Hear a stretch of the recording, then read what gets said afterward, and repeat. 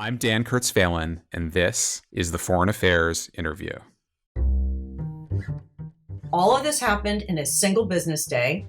All of it happened using only publicly available open source intelligence, and all of it happened without the U.S. intelligence community. Technology is upending the way spies operate.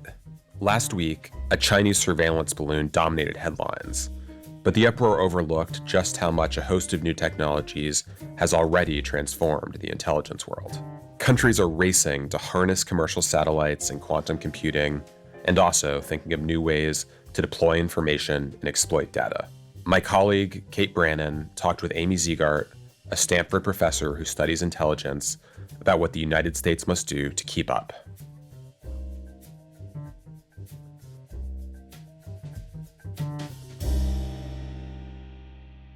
It's so great to have you here, Amy. Thanks so much for joining us. Well, Kate, thanks so much for having me.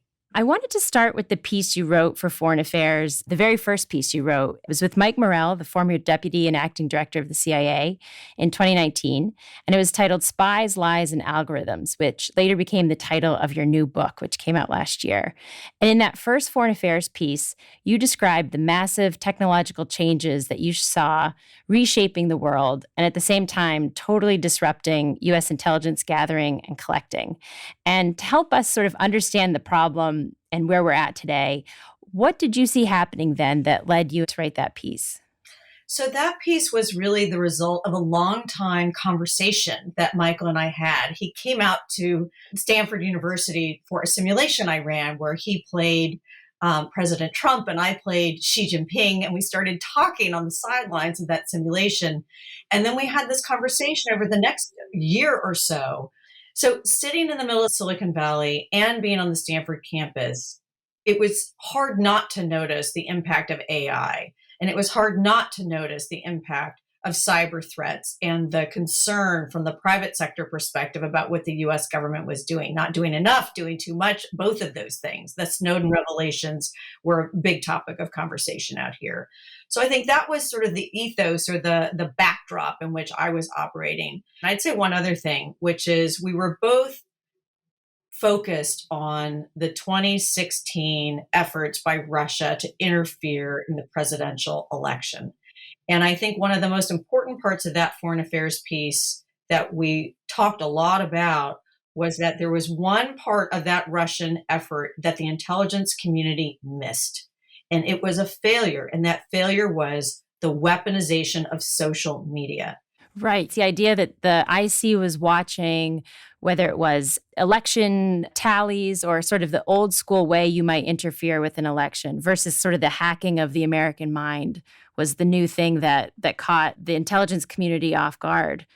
Yeah, I mean, it was an old Russian playbook using new technological tools. So deception operations are something that the Russians and the Soviets before them have done for decades. They just use new tools to do it. And the fact that the intelligence community was slow to see that transformation was disturbing to me. So some of these new tools, social media, you mentioned AI, cyber, commercial satellite technology, quantum computing, all of these things are coming online and developing rapidly. We have Chat GPT in the news now. What are the opportunities that these new technologies present to the intelligence community? I'm so glad you asked that question because I naturally go to the dark corner of the room and talk about all the threats and how terrible it is. But there are tremendous opportunities that these new technologies are creating. You think about the opportunity with synthetic biology to dramatically improve food production around the world, or to harness synthetic biology for new medicine production, to deal with the climate, to connect people for good things. It's not all bad news. Intelligence in particular, I think this technological moment creates new opportunities for people outside intelligence agencies to help deliver insight to American leaders, whether they're leaders in companies or leaders in government. So this open source intelligence revolution is here to stay. And by that, I mean, as you know, publicly available information that you can now get on the internet. We're talking about open source intelligence and how it is the thing that the U.S. needs to take advantage of to regain its edge.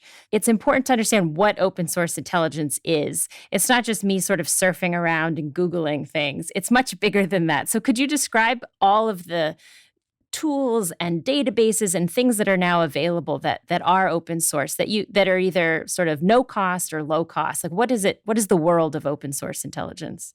It is a grab bag of capabilities. It really is. I wish I could have it give you a very succinct, here are the 5 things that open source folks use, but it is really at the frontier of the frontier. So it includes things like following events on Twitter. It includes mining anything that's publicly available. It includes using commercial satellite imagery. I'll give you one example. I think it's easier to understand what open source is with an example. This is in my book. So over July 4th weekend in 2020, there was a fire that broke out in Iran. And the flames of that fire were so bright, they were detected by a weather satellite in space. So this is just a weather satellite, right? So this information is available on Twitter. The Iranian government releases a photo of the building where the fire occurred and said, pay no attention to this fire. It's an industrial shed under construction, and the fire is small with limited damage.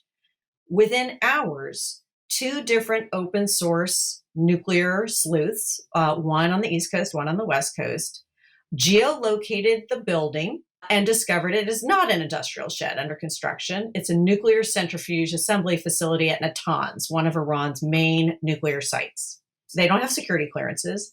And then they use commercial satellite imagery to get a different view of the fire. And they conclude, based on the evidence that they've amassed, and they're non-proliferation experts, that the fire wasn't small, it was large, most likely caused by an explosion, possibly the result of sabotage. Each of them puts their analysis on Twitter. Within hours, it's picked up by the Associated Press. By the afternoon, David Sanger has a story about it in the New York Times. By nightfall, Israeli Prime Minister Benjamin Netanyahu is asked in a press conference whether Israel has sabotaged Iran's facility where the fire took place. All of this happened in a single business day. All of it happened using only publicly available open source intelligence, and all of it happened without the U.S. intelligence community. As I was preparing for this, I was thinking about my favorite open source intelligence breakthrough, and I thought of the amazing documentary movie Navalny, where the Russian opposition leader and his colleagues basically solve his own attempted murder by the Russian security services using open source intelligence. And they even track down one of the men who participated in the poisoning, call him up on the phone, and basically elicit a confession from him. It's an amazing moment, but it shows how much is out there if you know where to look, and how difficult it is for governments to keep secrets. And I think one of the real takeaways from the open source moment is we used to think of intelligence as finding needles in haystacks. Now the haystacks are providing insight too. And so if you can figure out how to put information together from all these different sources, and a lot of it is out there in very dash cam photos from Ukraine, that people love to photograph things out of their cars, video things out of their cars, and they post them online. Things like that, those dash cam videos were used by Bellingcat to identify the exact transporter that shot down Malaysian Airlines Flight 17. I mean, there are incredible capabilities that you don't even think of, harnessing what people have posted online for completely different reasons. And how much, now that these haystacks are so enormous, there's information in them, but it's hard to keep up with them. How much is the challenge facing the intelligence community, the size of the data that's out there, the amount of data, and how do you keep up with it? It's a challenge for all of us. We're all drowning in data. And how do you make sense of the haystacks and while you're still searching for the needles that are really important? And so there, I think one of the big challenges is for the IC to use automated analytics more. So what are machines better at than humans? They're often better at pattern recognition. What does a surface-to-air missile site look like? How can we identify them? Because bureaucracies tend to build things in the same ways, which is helpful for identifying things like surface-to-air missile sites. Machine learning tools are better at identifying those kinds of things.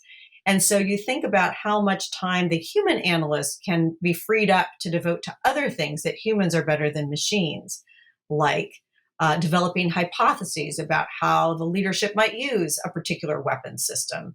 So there's a real opportunity to use new technologies, particularly AI, ML, more to aid the human analyst rather than replace the human analyst. So we've talked a lot about the opportunities that open source presents. What are some of the risks that come with it and that the IC should be aware of as they embrace it more? So there are a number of risks with open source. The first is that it's open to anybody, which means you get amateurs and experts, and people make a lot of mistakes. And so the risk for the IC is that they become the debunkers or the verifiers of last resort, sort of fact checking all this open source stuff. And that takes them away from their own mission, their own priorities. And this has already happened. This is not a hypothetical problem. It's already happened with a student group that did a project with a former Pentagon strategist about what China's underground tunnels were used for. And they came up with this elaborate presentation and report that concluded China must have 3,000 nuclear missiles. That's an estimate that is more than 10 times higher than what the declassified estimates were. And so this prompted a front page Washington Post story, a congressional hearing. It went to the Air Force Chief of Staff, and it was shoddy analysis that was debunked within a week by experts, but it burned the most valuable asset in Washington, which is time. So the first risk is that people are going to be wrong and errors are going to go viral, and it's going to burn up resources by policymakers and intelligence agencies that could be better spent on their primary missions. The second risk is deliberate deception. Because this world is open to anyone, you can imagine adversaries wanting to inject false information into the open source ecosystem to peddle it and have it go viral. The third risk is the countermeasure risk. So you can imagine if an open source sleuth discovers something about, say, a nuclear program that an adversary didn't know was discoverable, they may then take countermeasures that make it difficult for anybody, including intelligence agencies, to track what's going on. And I think there's an example of this that's already happened, or at least there's a suspicious example that may have already happened. You might remember when Kim Jong-un in North Korea posted pictures examining this nuclear device that was affectionately named the disco ball. There were pictures of him looking at this device. One nonproliferation researcher named David Schmerler geolocated the building by using the skylights and roofing materials and measurements from other parts of the room. And so the next time North Korea released photos of a nuclear device about a year later, a device nicknamed the Peanut, the room was completely white. There was nothing that you could use to easily geolocate the building. Now, was that a response to the earlier geolocation? I don't know. But the countermeasure risk is a real one. And then the last risk, I think, in open source is that crises could become much harder to manage. So the great things about open source intelligence that people in that world often tout are speed and transparency. The world, open source collectors and producers can move faster than governments, and they make everything transparent to everyone. But we know in crises, speed can be really detrimental to resolving a conflict, can make things worse. And transparency backs leaders into corners, making it harder for them to compromise. Right? Secrecy is actually very valuable when it comes to face-saving exits, negotiations, de-escalation, compromises. And so we know from the Cuban Missile Crisis, the keys to averting nuclear war in 1962 were not speed and transparency. They were time to think, right? If Kennedy had made his decision on day 1 versus day 13 of that crisis, we would have had airstrikes and likely nuclear war. So time to think led to a better option, and secrecy to compromise. The key to resolving that crisis was a deal so secret no one knew about it for 2 decades. So I think crisis management could become much more complicated in an open source world. And to go back to what you're saying about deception, when you pair that with the new technologies coming online with deepfakes and things like that, the possibilities to deceive open source investigators go up astronomically as well. Absolutely. And one of the things that I noted in my foreign affairs piece was the deepfakes of my colleague, Mike McFaul, former ambassador to Russia. The deepfakes of him that were used to get Ukrainian officials to talk about aspects of the war. And they were so realistic that the real Mike McFaul had to tweet out, "Don't fall for the deep fake of Mike McFaul." So this isn't some far off future. This is already happening. Well, let's jump ahead to Ukraine. where there have been so many interesting things going on with intelligence, from the lead up to the war with the intelligence diplomacy that we saw to the intelligence sharing that's going on between the United States and Ukraine. In your most recent piece for Foreign Affairs, you describe it as a watershed moment for the world of intelligence. So what has Ukraine confirmed for you that you were already seeing unfolding over the past several years, and what is new about it? So the Ukraine war has confirmed what folks that have been paying attention to open source intelligence have been seeing for a long time, which is the power of the capability of open source intelligence. So now the world can see how powerful it is. We can read newspaper articles and see satellite imagery of troop movements on the ground in Ukraine. We can follow things on Twitter. And here at Stanford, there's a team of undergraduates led by my colleague, Allison Puccioni, and they're using TickTock videos, commercial satellite capabilities, geolocation tools, and more to confirm and note and discover human rights atrocities committed by Russian troops on the ground, conduct analysis of this, and their reports are going to the United Nations. These are undergraduates. It's a remarkable capability. So I think the world is seeing that. That's the confirmation part. What's new? I think the big new thing with the war in Ukraine and intelligence is the Biden administration's declassification of intelligence to warn the world that Putin was about to invade. I don't think we've seen that level of declassification, its granularity, its consistency, its persistence ever in the modern era. And I think that was a novel strategy, that we can gain national advantage by revealing intelligence, not just by concealing intelligence, which is how it normally works. It also gets at something you write a lot about, which is that the audience for intelligence is changing. It used to be sort of collect intelligence for the intelligence community, but now you talk about how voters need intelligence. And this was a case where really the audience was so much bigger than just the U.S. government, and how powerful that was. It's a great point. And, we see this in small ways with public service announcements about foreign interference in elections. But you're absolutely right, Kate. This was a very strategic effort to reach multiple audiences with intelligence, not just people who work in secured facilities with security clearances. So it sounds like there's clearly widespread acceptance that the world is changing and that this is disrupting how the U.S. government conducts intelligence collection and analysis. But there's a lot of debate about what to do about it and how to address it. And you write in your piece for Foreign Affairs, as long as open source intelligence remains embedded in secret agencies that value clandestine information above all, it will languish. So tell us a little bit more about why the culture of the intelligence community remains, I don't know if the right word is allergic, or not as invested in throwing resources and people at it. So if you've ever been to an intelligence agency, you feel this culture. They are separate from the world. They operate in secret. If you're an uncleared person and you're going through a classified facility, there are red flashing lights sometimes in the hallways to let everybody know to protect their classified information.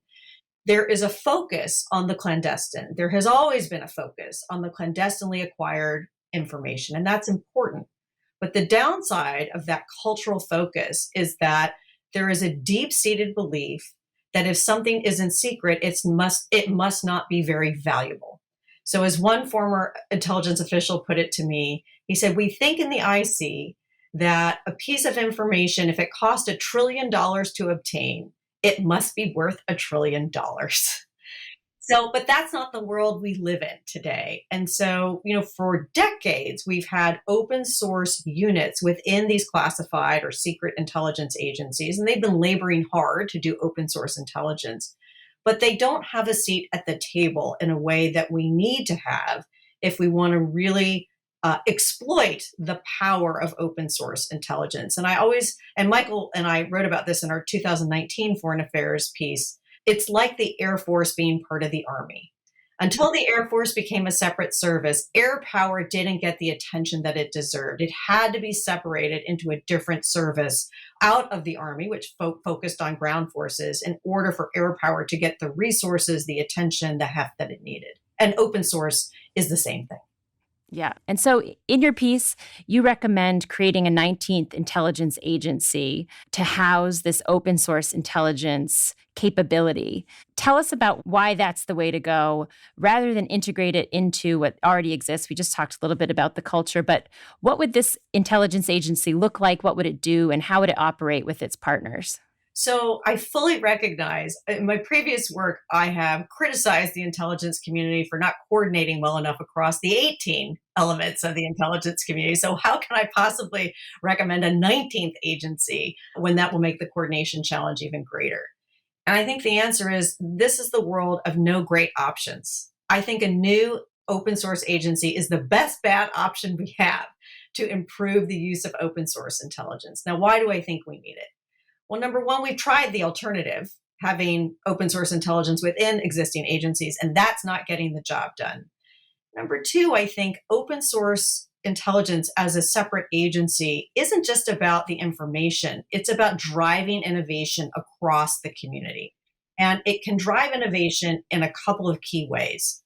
Number one, it could locate outside the DC area, which means it could recruit engineering talent where engineers already live in places like Seattle and Austin, Texas, and Silicon Valley. Why does that matter? Because we have to be able to recruit more engineers into the intelligence community, and we need them to go in and out of government service, to be ambassadors to the private sector. We have to rethink that talent piece so that we can get people to go in and out. It's not a lifetime job for engineers in the way that it historically has been for members of the IC. So I think a separate agency can help drive that talent piece. Engineers don't have to wait 2 years for their security clearance to start working on tough problems in an open source intelligence agency. I think that's a huge benefit. I think the second key benefit is that this kind of an agency can be a test bed for new analytic technologies because the data is unclassified. So you can more rapidly innovate with tools, and if it works, then you can scale them and spread them across the community. In terms of how the agency would operate, I'm not a lawyer, so I don't know the answer to all the authorities that it would need. But clearly, we would need guardrails about protecting American civil liberties when we're talking about accessing a lot of open source data about Americans. And I do think we would need to have a classified cell within this agency so that information, when it does get aggregated that might need to be classified, could be passed more easily to agencies across the community. It's really the idea is to flip the script of what we have today. Right now, we have small and open source intelligence units surrounded by classified agencies. What we need is an open source agency with a small classified unit within it. And does that parallel the role for human intelligence going forward? It has an essential role to play, but it is smaller because it's become so much more difficult to do. I guess I don't think of it as a smaller role. There may be less human intelligence, but it may be much more valuable because it's so difficult to get and because human intelligence is getting at intention as well as capability. In 2021, the New York Times reported about a secret cable the CIA sent to its stations that a troubling number of its informants that the CIA had recruited had either been captured or killed. And then there was also reporting much earlier about how China in I think the years were 2010, 2012, was able to sort of shut down American spying by identifying, again, informants that the United States had recruited and had executed them. And as we think about how difficult these technology changes are making it for the U.S. to conduct intelligence collection and analysis, what are your thoughts about the role of human intelligence and why it's becoming so much harder to do? So human intelligence will always be essential. There's nothing like having someone in the room or someone close to a leader to reveal what that leader is thinking or how they behave or what's likely to be persuasive to that person. So that penetrating insight into an adversary through human intelligence will always be essential. But as you note, and as we can tell from public reporting, that is getting so much harder. And I think it's getting harder for two reasons in particular. Number one, all of the facial recognition, biometric identification at borders and in cities is making it much harder to recruit and operate spies on the ground. So how do you meet with a source on the streets of Beijing today when there are cameras everywhere, when your cell phones are being tracked? It's so much harder today. So that's the first challenge, is a sort of denied technological environment. And it's not just in Beijing, it's other cities around the world that are utilizing these new technologies for a variety of purposes. But the second reason is the technologies used to communicate with assets also have vulnerabilities. And that's been publicly reported with respect to the Chinese network being blown, that it was the computer system of communicating with possible sources that was penetrated. It was a system designed in the Middle East, which was a much more benign cyber environment. And then it was also utilized in China, much more sophisticated cyber actor. And at least according to press reports, that communication system was penetrated and then also enabled the Chinese to penetrate the communication system with vetted sources. So there was we're thinking about recruiting these folks, let's communicate with them. And then these are our tried and true sources. And it was all blown. So the more we rely on technology, the more we are vulnerable to technological weaknesses that could be penetrated by technical means. And you write about this too, the future of encryption and how it will become harder and harder to keep things encrypted as we go forward. So this is what happened in China, is sort of a preview of how much harder it will become as quantum computing advances and things like that. Is that right? My colleague here at Stanford, Dr. Herb Lin, has really written a fascinating piece about this. And he points out that encryption isn't just challenging the future of how we protect information, it could unlock all historical information think about intelligent sources and methods that could then be revealed with quantum computing that could break encryption. I would never want that to happen, but I would love for some of the past CIA successes to be revealed, and then you could write a great book about them. When I write things that criticize the CIA and I hear and folks inside say, you only write about our failures. And I said, well, then declassify your successes. I'll write about them too. Exactly. We'll be back after a short break. In 2021, the last American troops left Afghanistan, ending the longest armed conflict in the nation's history. Out now in paperback from Oxford University Press, The American War in Afghanistan by Carter Malkasian, former Special Assistant for Strategy to the Chairman of the Joint Chiefs of Staff and expert on the region, provides the first comprehensive history of the entire 20-year conflict. Drawing from a deep well of local knowledge and a rich array of primary sources, Malkasian moves through the war's multiple phases, including a detailed account of the end of the war, explaining why it had such a disappointing outcome. A wise and all-encompassing portrait of the conflict. Get your copy wherever books are sold.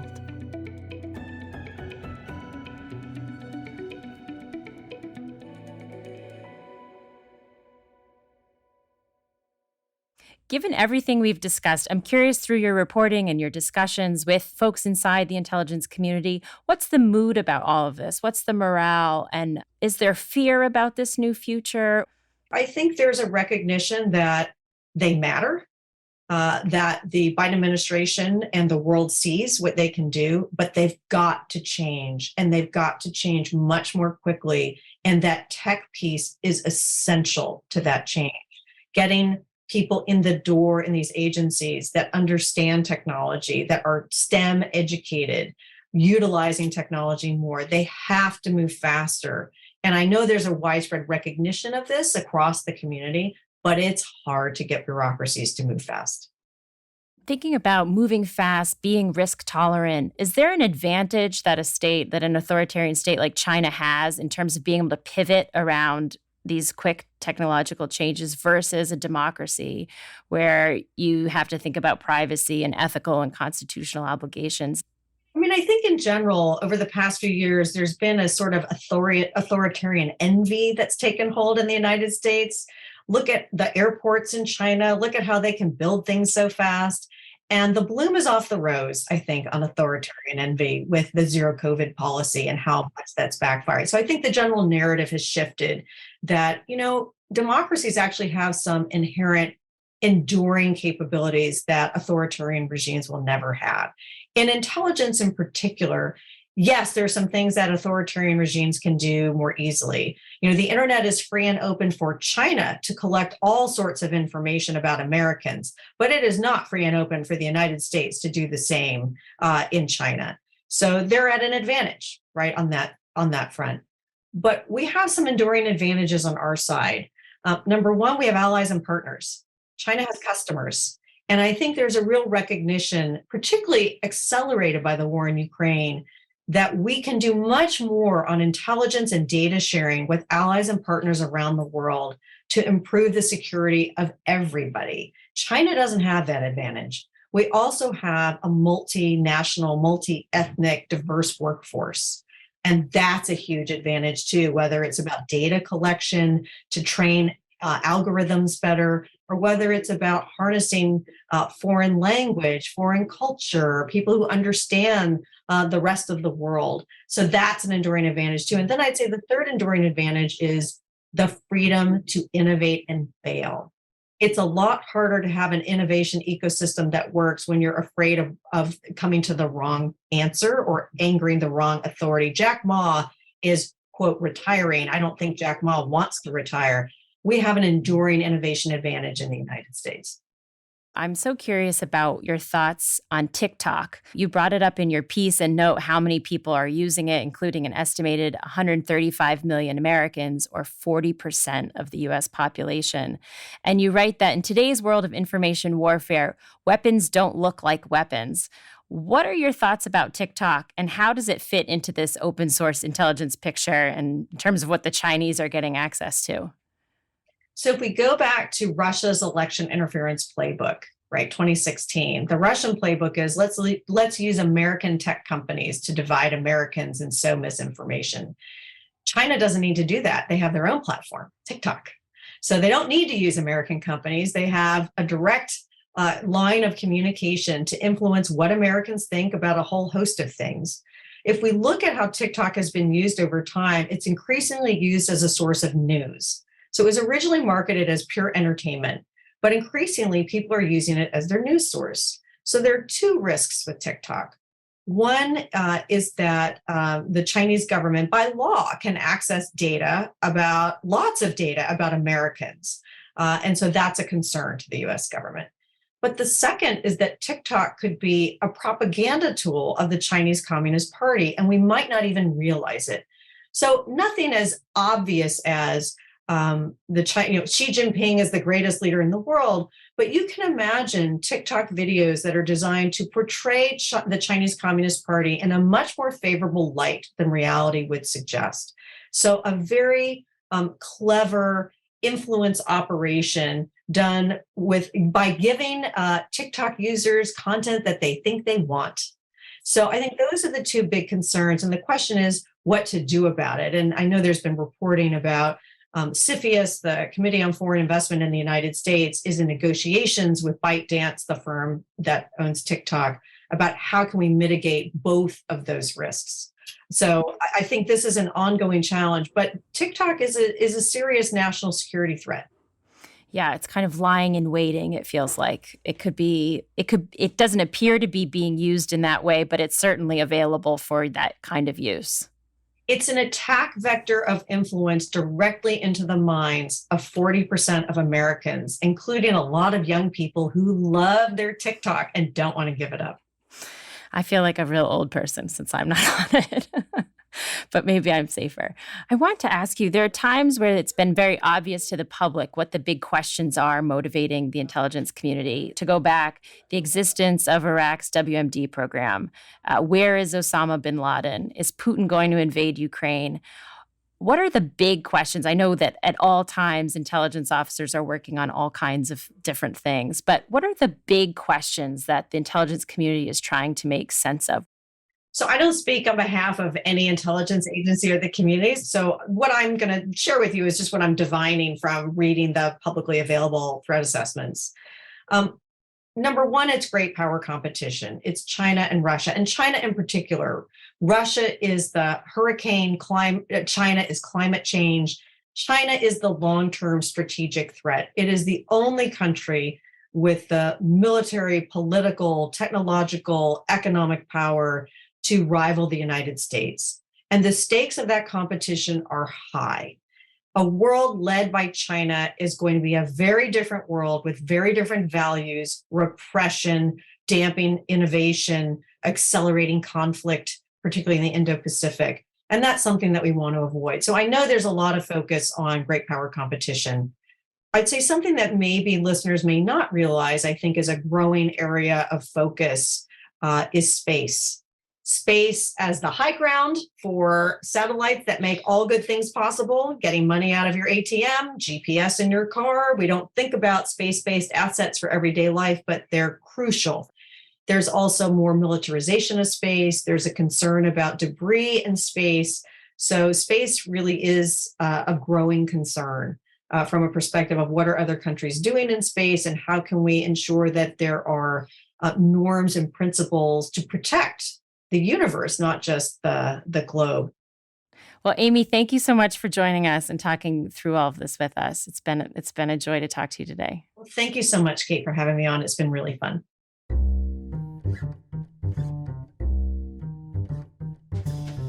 Thank you for listening. You can find the articles that we discussed on today's show at foreignaffairs.com.